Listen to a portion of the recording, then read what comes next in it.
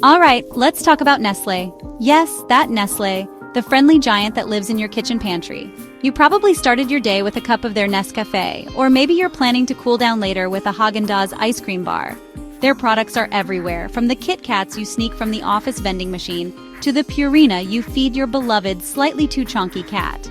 They've masterfully woven themselves into the fabric of daily life, positioning themselves as a reliable, almost maternal figure that provides comfort and sustenance. It's a brilliant marketing strategy, making their logo as familiar and seemingly harmless as a smiley face emoji. But here's the thing about friendly giants. Sometimes they have a tendency to step on people. And when that giant is a multi-billion-dollar corporation, it tends to step on a lot of people, often in places far away from the bright, clean aisles of your local supermarket. The story of Nestlé is a masterclass in corporate cognitive dissonance. It's a tale of how a company can sell you an image of wholesome family goodness while its global operations are linked to some truly astonishingly bad things. It's like discovering your sweet cookie-baking grandma is also a ruthless international spy. You still love the cookies, but you've got some serious questions. The sheer scale of Nestlé is staggering. They own over 2,000 brands and operate in nearly every country on Earth. This isn't just a company, it's a corporate empire with the power and influence to match.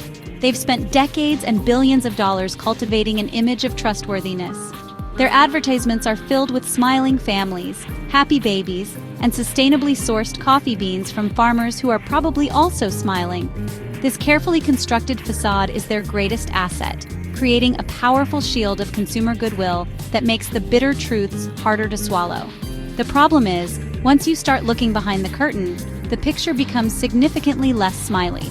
So let's take a little journey behind that pristine corporate logo. We're going to peel back the wrapper on this particular chocolate bar and see what's really inside. And I'll give you a hint. It's not all nougat and caramel. This isn't just about one or two mistakes. It's about a pattern of behavior stretching back decades. A pattern where profits have consistently been prioritized over people and the planet. We need to talk about where our food comes from.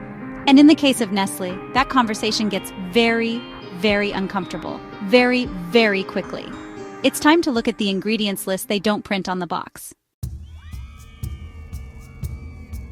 Let's start in the 1970s, a time of disco, bell-bottoms, and a corporate scandal so egregious it's still studied today.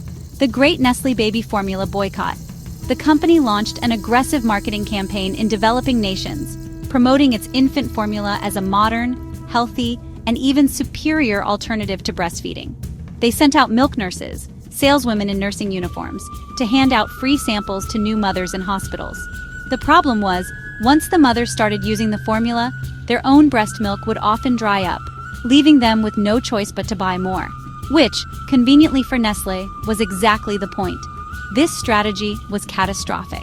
In communities with limited access to clean water and sanitation, the results were deadly. Mothers, often unable to read the instructions, would mix the formula powder with contaminated water. Many would also try to stretch the expensive product by over-diluting it, effectively starving their infants of vital nutrients. The consequences were malnutrition, severe illness, and for thousands of babies, death. An international boycott was launched, accusing Nestlé of getting hooked on the baby-killing business. Think about that. That's not a catchy jingle. It's a horrifying accusation that stuck for a reason. Now, you might think a scandal like that would teach a company a lesson. And maybe it did, but the lesson seems to have been find something else to sell that people desperately need. Enter bottled water.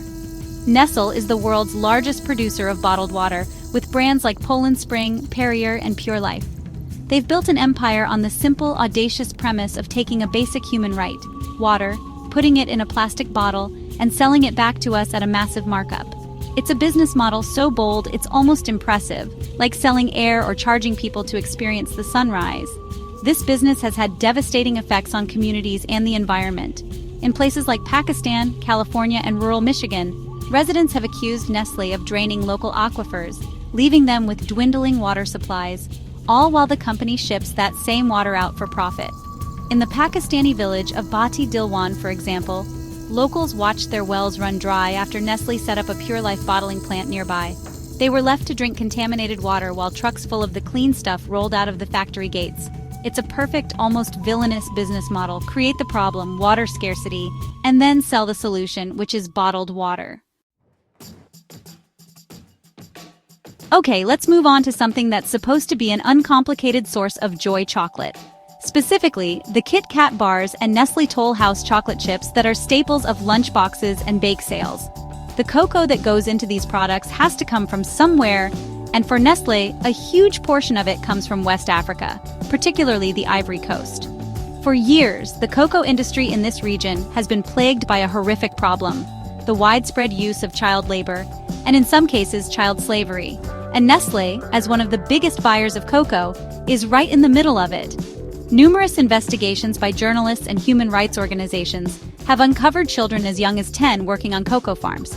These kids are often trafficked from neighboring countries, forced to perform dangerous work like swinging machetes to clear brush and harvest cocoa pods, all for little to no pay. They work long hours in grueling conditions instead of going to school, all so that we can have cheap chocolate. In 2001, Nestlé, along with other major chocolate companies, signed an agreement promising to eradicate child labor from their supply chains by 2005. Spoiler alert, that did not happen. The deadline has been pushed back again and again. Nestlé's response to this ongoing crisis has been a masterclass in corporate deflection. They'll point to their Nestlé Cocoa Plan, a program they say is designed to improve farmers' lives and end child labor. They talk about building schools and training farmers in better agricultural practices. And while some of these initiatives may have done some good, they have fundamentally failed to solve the core problem. A 2020 report found that the majority of cocoa farms supplying these big companies still rely on child labor. The system is simply too vast and too opaque for these showcase projects to make a dent. So why, after 2 decades of promises, is this still happening? The answer is depressingly simple: money. The rock-bottom prices that large corporations like Nestlé pay for cocoa keep farmers trapped in a cycle of extreme poverty. When farmers can't afford to hire adult laborers, they are forced to rely on their own children, or worse, trafficked children who work for free. Nestlé's sustainability reports are filled with glossy photos and inspiring language, but they conveniently sidestep the fundamental economic injustice that fuels the entire system. It's a bitter truth to accept that the sweetness of our chocolate is often subsidized by the stolen childhood of a child thousands of miles away. Faced with growing public outrage over everything from plastic pollution to child labor, Nestlé has become very, very good at making promises. They have pledged to make 100% of their packaging recyclable or reusable by 2025. They vowed to achieve net zero greenhouse gas emissions by 2050. These are wonderful, ambitious goals that look fantastic in a press release or a Super Bowl ad. They project an image of a company that cares, a corporation that is part of the solution, not the problem. It's a comforting narrative, and it's one they spend a fortune to promote. The reality on the ground, however, is often far less impressive. Real change is slow, incremental, and often falls short of the grand declarations. For years, Nestlé was named one of the world's top plastic polluters, with its branding found on discarded bottles and wrappers in oceans and on beaches across the globe. While they talk a big game about recycling, critics argue they are simply doubling down on a broken system instead of truly reducing their reliance on single-use plastics. It's a strategy of looking busy and concerned while changing as little as possible about their core, incredibly profitable business model. It's the corporate equivalent of promising to start a diet tomorrow, every single day. And how does a company maintain this delicate balancing act? With a truly colossal amount of money and influence. Nestlé spends millions annually on lobbying politicians and funding industry groups to shape regulations in their favor. They fight against things like bottle deposit laws, sugar taxes, and stricter environmental protections. All measures that might protect the public but could hurt their bottom line. Their advertising budget is an even more powerful tool, allowing them to flood our screens and feeds with messages of health, happiness, and sustainability, drowning out the less convenient stories from places like the Ivory Coast or rural Pakistan. So where does that leave us? Standing in the grocery aisle, facing a wall of choices. It's easy to feel powerless against a corporate giant like Nestlé. But the story of the 1970s boycott shows that collective consumer pressure can, in fact, force change. The goal here isn't to make you feel guilty about your afternoon coffee. It's to encourage you to be aware.